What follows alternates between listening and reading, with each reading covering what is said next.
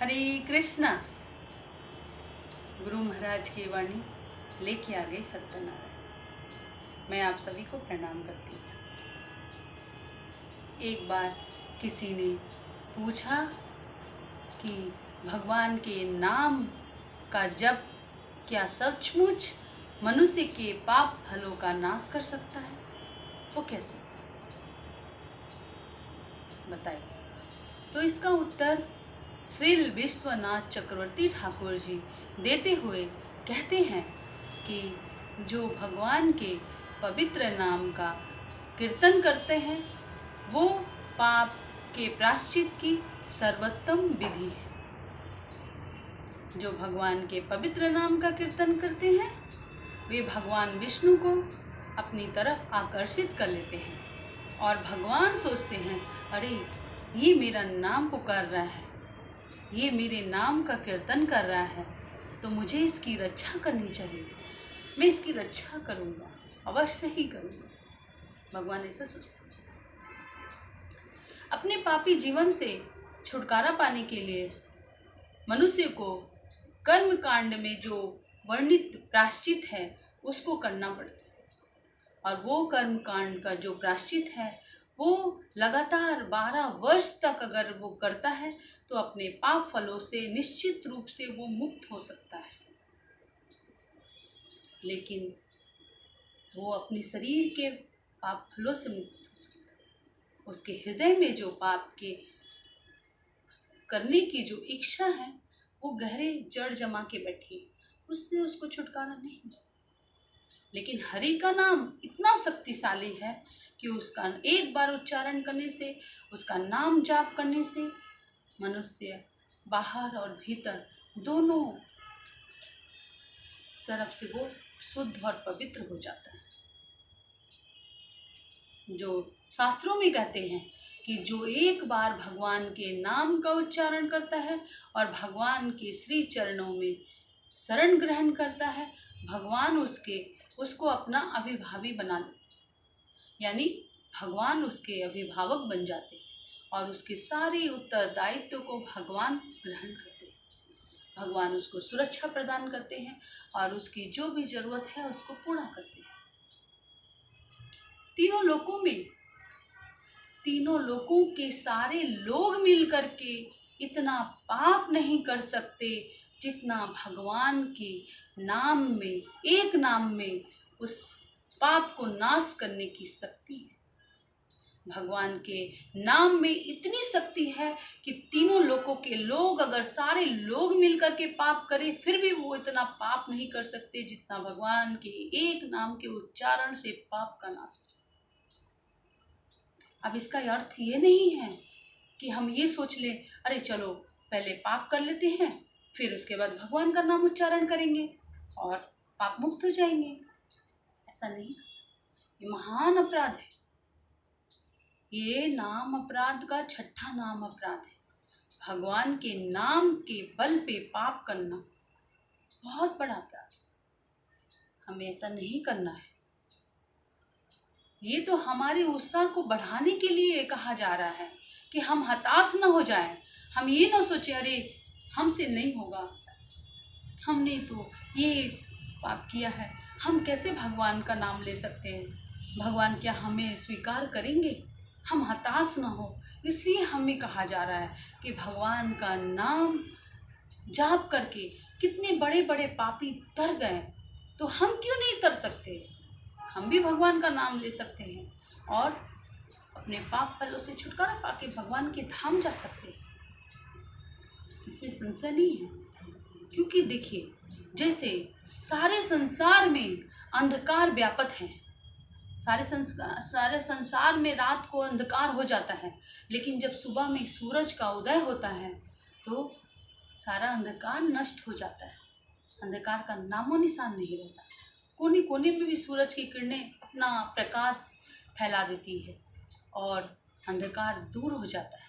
इसी तरह से जब जीव पे एक बार भगवान के नाम का उदय हो जाता है, नाम का उच्चारण हो जाता है, तो मनुष्य के सारे पाप फलों का नाश हो जाता है।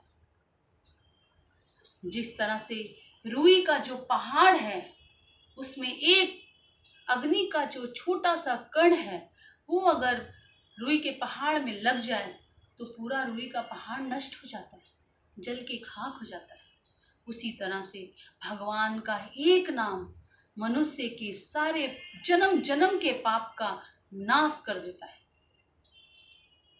भगवान का नाम आप चाहे इच्छा से लीजिए, चाहे अनिच्छा से, मन से लीजिए या बेमन से, वो आपका उद्धार करेगा ही करेगा।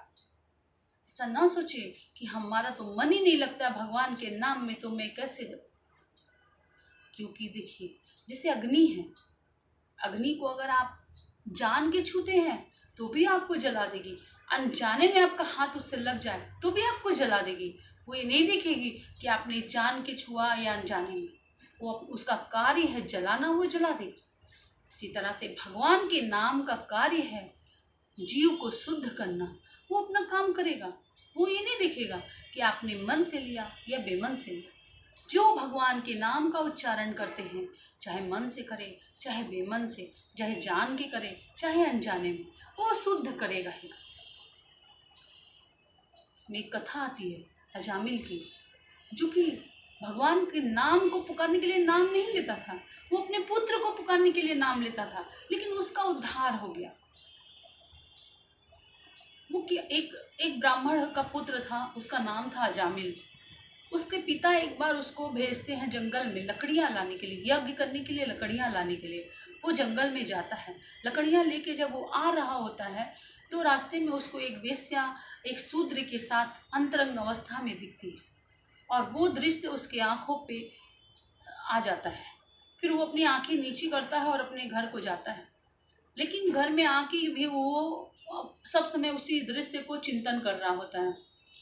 फिर कुछ दिन के बाद वो कुछ धन इकट्ठे करके उसके पास जाता है, वेश्या के पास, और उसको किसी तरह से मना के अपने घर में लेके आता है और उसको अपनी नौकरानी बना के रख लेता है। फिर वो उसका संग करने लगता है और जितने उसके ब्राह्मण के गुण थे वो सब नष्ट हो जाते हैं और वो सारे बुरे कार्य करने लगता है। वो शराब पीने लगता है, चोरी करने लगता है, मांस खाने लगता है, सब कुछ सारे बुरे कार्य वो करने लगता है, और इस तरह से वो नीचे और नीचे गिरते चला जाता है। मतलब उसका अब उद्धार का कोई उपाय नहीं था। इस तरह वेश्या से उसके 8-9 बच्चे भी हो जाते हैं।